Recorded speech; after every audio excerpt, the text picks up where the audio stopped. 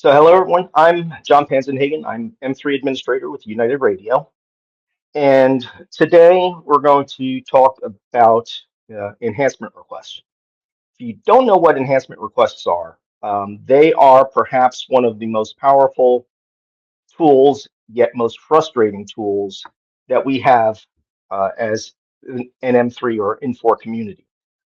Enhancement requests are how you can let your ideas for ways to make the product better to share those ideas with product development, with OLA and the M3 team, and also with all the other ancillary teams, Infor OS, and things like that. Because it is such an important piece, and because there is some confusion around it, we decided to do this session. And also, the MUGA board is looking to do some exciting things around enhancement requests too. And I'm going to let Michelle talk about that real quick before I jump in. Awesome. Thanks, John. Well, good afternoon, everybody. So excited you could join us after lunch. Hope you had a good break.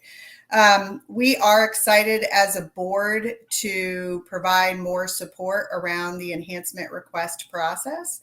We have been chatting with Tony, who's online with us today, and with the Infor group, Ole, and a couple of his team out at Velocity about the enhancement requests submitted by the MUGA members. And we have formed a small group at this point, a small subcommittee that is looking at every one of the member enhancement requests. We have put together a process where we go through and we rack and stack them. And we are going to be providing some feedback directly to Infor on those. I don't want to get too much in depth on this right now because John has a very full presentation for you. If we have time at the end, we'll add a little bit to that. And then John is hosting a session on Thursday, his regular monthly meeting, where we can get more in depth on the process. But looking for your input, looking for your feedback, and hoping that we can provide you some good information on how to make the most of your time when creating an enhancement request, because it's not a small feat. Back to you. Thanks, Michelle.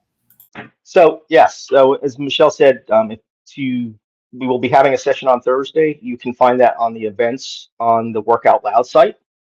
And with that, we'll go ahead and jump in. So what I'm going to cover today is basically the steps that you should go through roughly when you are submitting an enhancement request in order to make sure that it has the most impact and is likely to be seen by the correct people.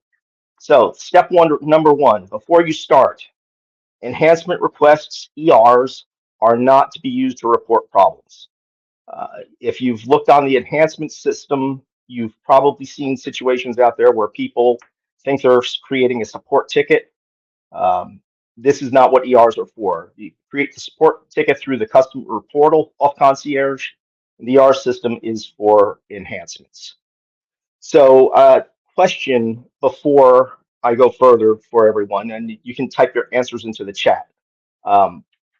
What things should you do before you start entering enhancement request?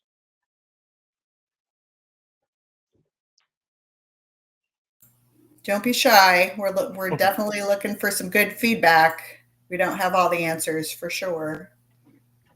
Vet out all other options. Know how to access ERs on Concierge. Let's see. Oh, they're coming in fast and furious. Confirm the needed functionality truly does not exist. That's a great one, Jeff. Mm-hmm. Look to see if there's already one in there. Excellent. Check to see if it's out there. I think Steve cheated on that one. Good job, Steve. Research if functionality exists. Reach out to other users if they have suggestions. Check the KB articles. Perfect. Excellent. Yes. So you all hit on most of the ones that I've got here. So before you start, use the search feature of Infor Concierge to search for what you're looking for, the type of situation you're trying to solve. This is before you even get into the enhancement request tool. Concierge will show some enhancement requests, some current ones, some past ones, and it searches the entire content of the ER, not just the title or the specific fields. And when you're searching for them, I always try to start first with the program name or a partial name first. That way you'll get the most hits and be able to see what's out there. After checking uh, the customer portal tool, go into the enhancement request tool and search for there. And also in the enhancement request tool, the search will find the ones that are currently open, that haven't been moved off into archive and haven't been moved into production yet. And again, do the same thing, follow it, look for the program name, look for the keywords. And remember those things that you're searching for, because you'll use those when you're starting and creating your ER. When you find an enhancement request that's out there, there's some various statuses on them that you need to know about. There's 4 statuses that are open statuses. New is tickets that have been submitted that development hasn't looked at yet. Awaiting customer input, development has looked at it and has a question and has asked for clarification on something. Researching means that development has taken it and they're looking as to the feasibility of the solution. And watching for endorsements is they've decided that this is something that is potentially a good item, but they want to know what the rest of the community thinks. So if you find an existing enhancement request for what you're trying to do, then endorse it and add a detailed comment. And when I mean a detailed comment, explain why it is important to your business. How would it simplify things? How would it solve your problem? I'm guilty of it. I'll endorse a ticket and say, yes, I would like this. The more detail, the more you can flesh out that answer, the better chance it is for development pushing it up the line. The others are the closed statuses. And some of the closed statuses are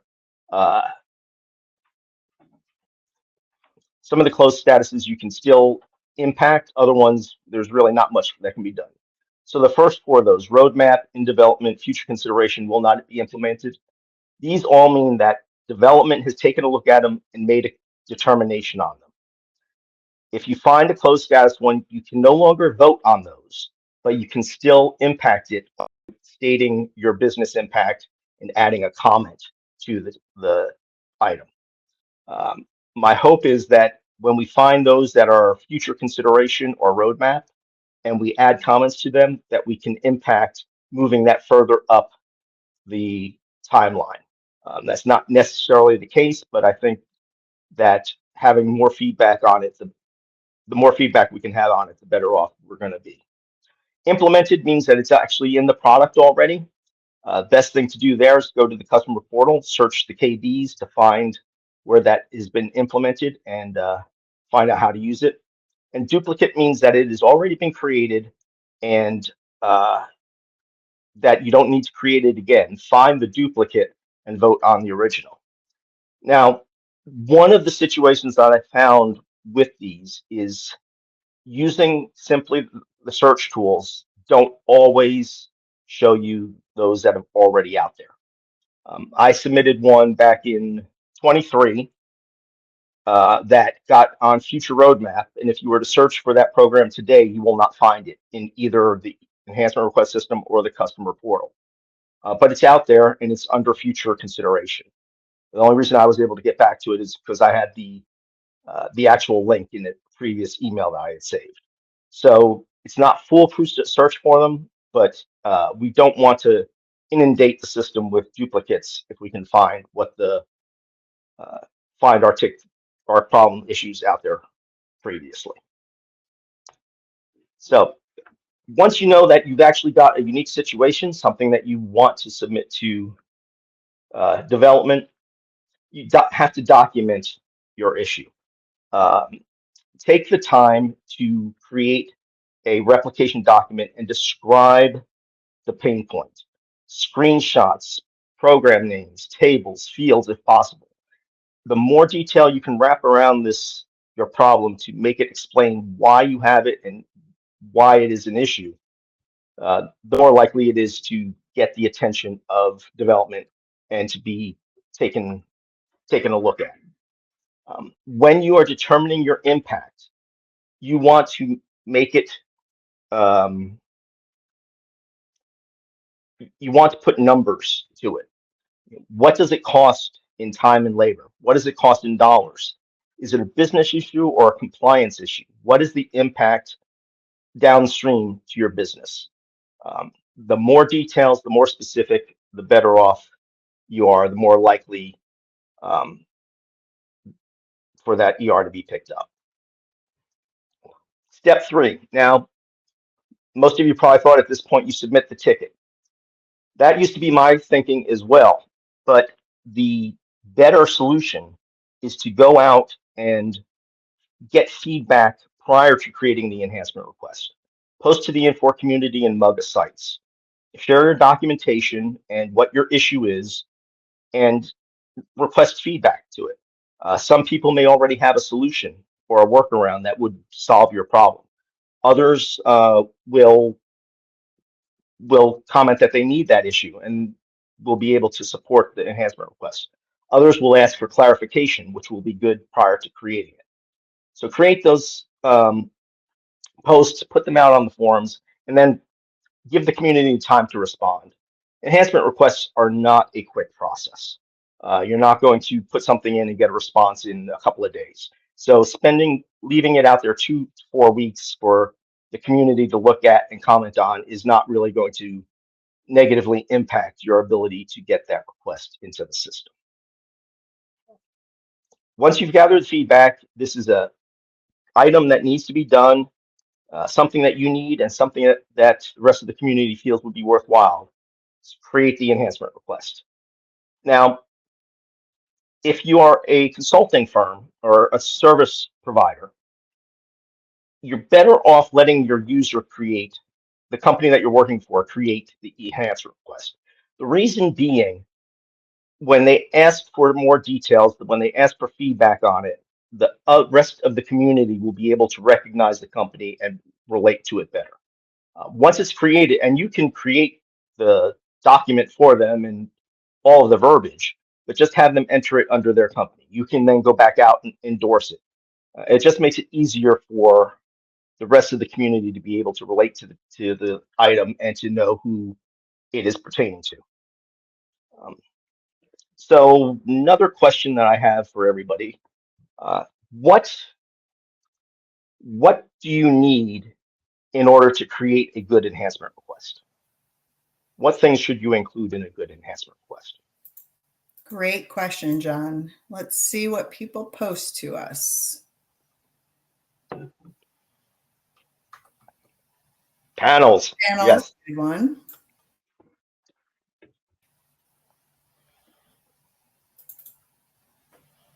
Business case. Yep. And the impact. Yes.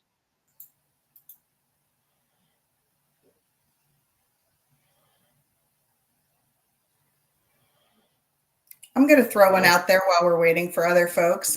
I think with all of the ones we've been looking at, it's really, really important, like you said, to have the screenshots and explain what the program does.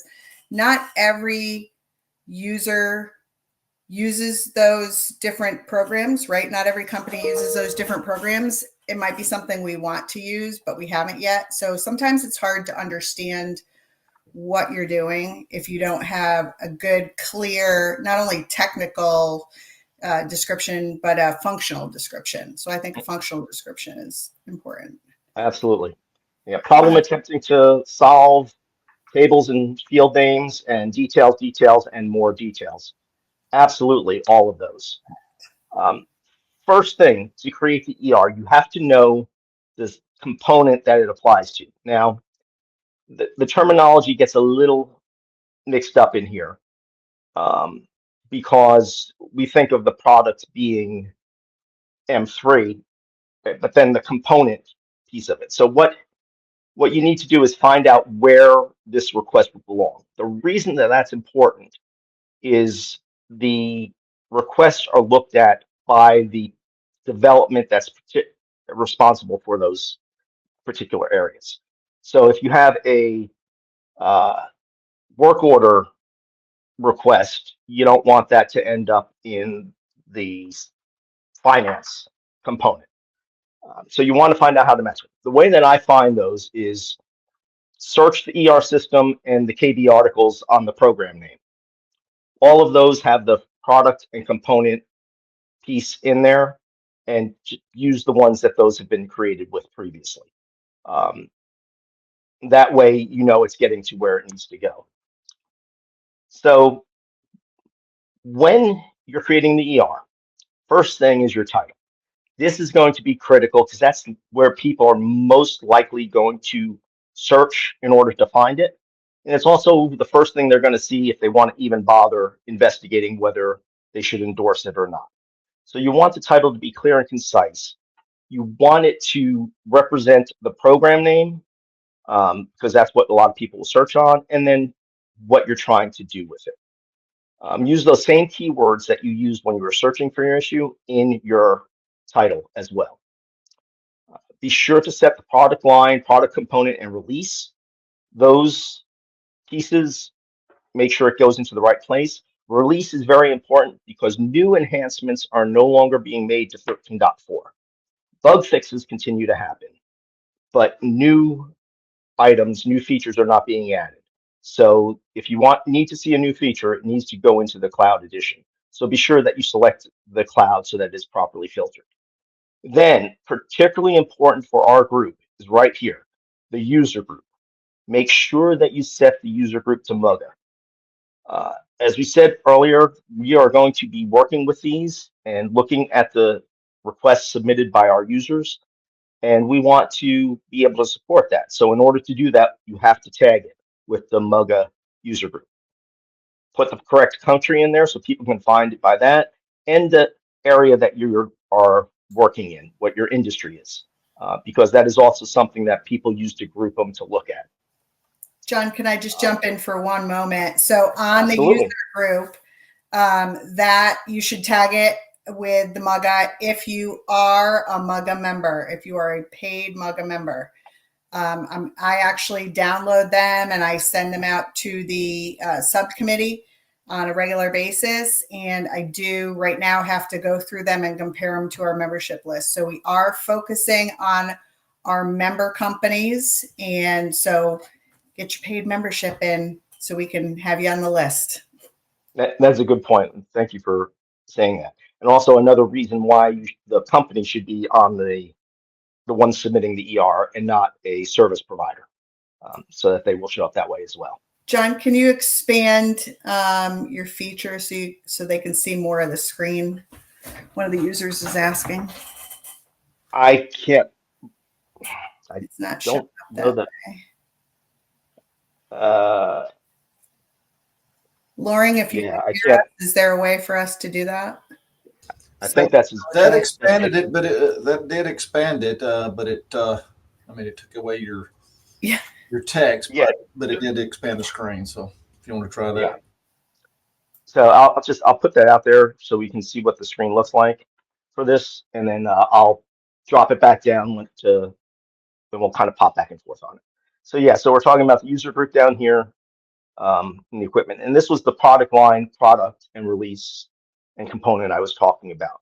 Yeah, we think the product is M3. The product is the piece of M3 that we're talking about, and then the program within that. So next section of the enhancement request system is your request type. 3 different options: general, which is the most common, is generic new enhancement request. Industry is something that is specifically an industry requirement and is required by a specific industry. And regulatory, statutory, those are compliance issues or legal requirements that need to be made. When the screen first comes up, it is giving you clues, which is nice. I hadn't noticed this until I was starting to take my screenshots. It's giving you prompts as to what is supposed to go into those fields. Your description, the business requirement you're trying to solve. This is the issue that you want and what the problem is. The business impact is how it affects your company. Here you want to have numbers. If you can have dollars, time, man hours, systems impacted, anything in that nature, the more you can put in there, the better. And then workaround is the current way of solving the problem. The workaround is not the way you want them to solve the problem. The workaround is what you're doing today to solve it. They'll figure out how to do it. You just have to tell them what you're doing. So here's an example of one that's being filled out. The description has numbers in it, hundreds of services, the program, the screen, the panel. Under the business impact, number of people that are using it, the time that is required, and what happens when it's not available, and then the workaround. In this case, it was a 13.4 item that had a custom API created for it, but does not exist in the cloud. And then attach your documentation. These are all the screenshots and everything that you put together to explain what is going on in that ticket. When you create that documentation, though, be sure you redact any confidential information that's in it. Personal information, anything like that, you don't want to share out there, because these do become part of the public database of enhancement request systems. Your goal is, when somebody reads this, the better understanding that the product manager has of the issue, the more likely and more quickly it is to be looked at. And that's the goal. The goal is to make the most impact that you can with your enhancement request. Step 4. So we create the ER now. We're done, right? Hit submit. Nope, not yet. We've got more stuff to do before we hit that submit button. Go back and check your entries. As we've been weeding through these and starting to look at requests, it's amazing the number that would have done with a good proofreading job to understand what's going on. Go back and see if it makes sense to you. Make sure you filled out all your optional fields, user group, and things like that. There's some cases where you change one field, it may reset another. So just go back through and look at your information. And then ask yourself the questions.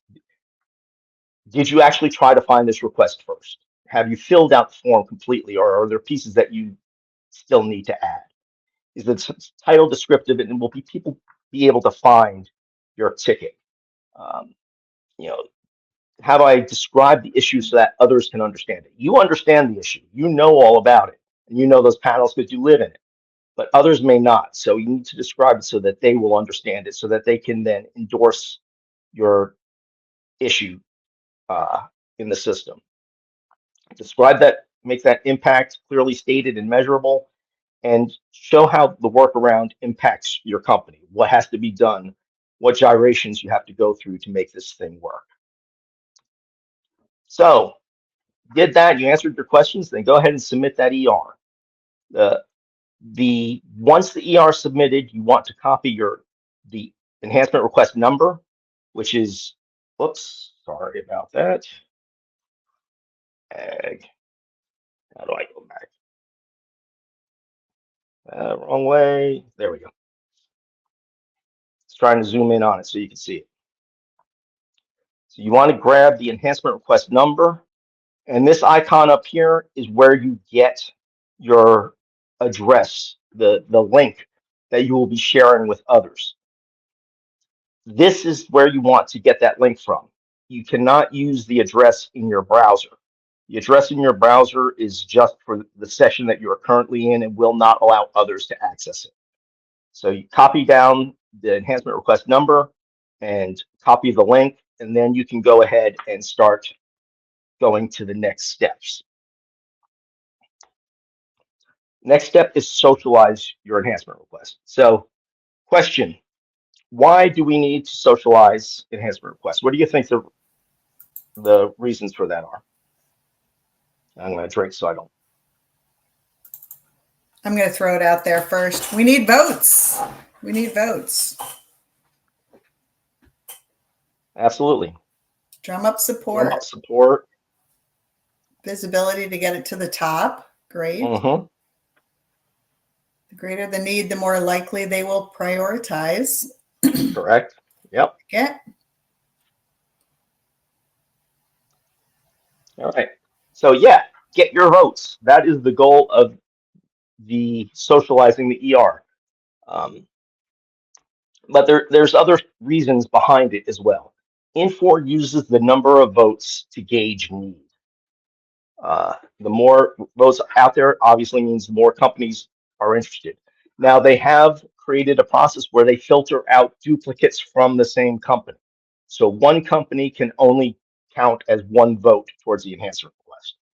So if you submit your enhancement request, there's no need for the rest of your people in your company to endorse it. It's not going to bump up the vote count any. They'll filter those out.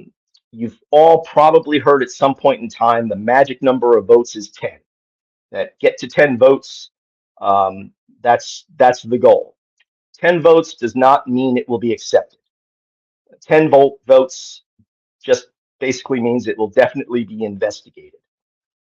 From what I've understood and what I've heard with the M3 product, they look at them all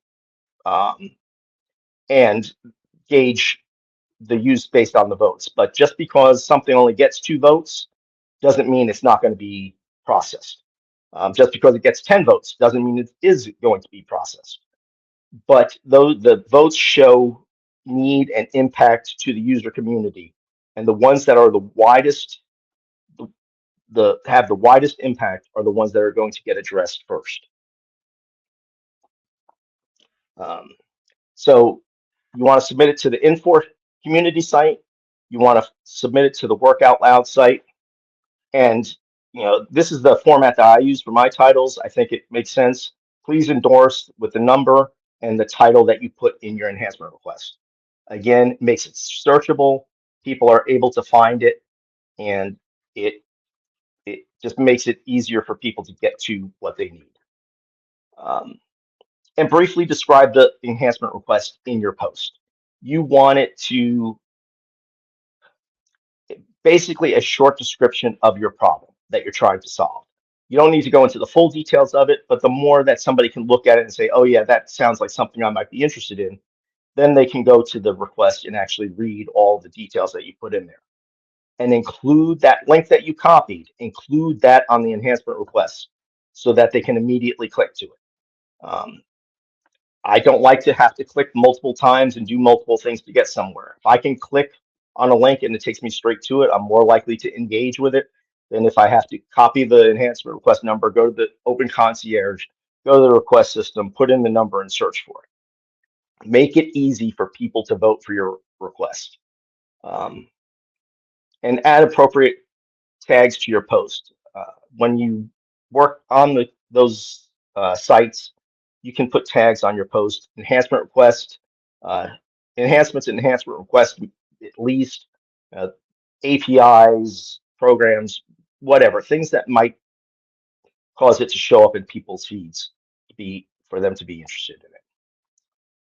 All right, so you've created your enhancement request. You have socialized it. You're watching those. There's nothing better than seeing those emails come through with people endorsing it. And at that point, you're done with it, right? No, not yet. You have to monitor your enhancement requests. Because if there is a question, if development comes back and asks you to clarify something, you want to get out there and answer it as quickly as possible and not stall the process on that request. So if a question is asked, answer it as promptly and to the best of your ability that you can. Ignoring a comment or a question may prevent your enhancement request from progressing further. So these are the things that you need to do in designing and getting your enhancement requests out there. Some additional things just to consider.